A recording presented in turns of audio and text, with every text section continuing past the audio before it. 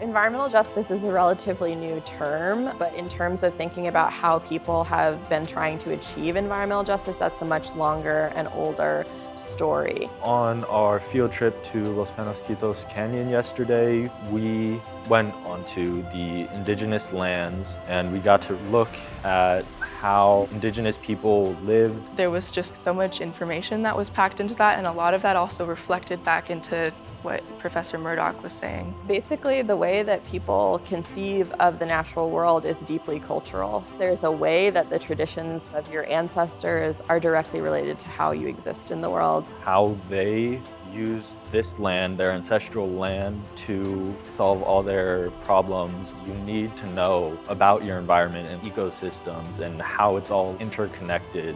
So thinking about how people can be ethically related to place and land and how they can preserve their cultural traditions and preserve their communities is something that's been historically a struggle. I feel like understanding the past is a good way to solve problems in a better way. This all relates to the future because the climate's changing, and before this becomes a more significant problem, it's really important for us to be able to tackle it and catch it early.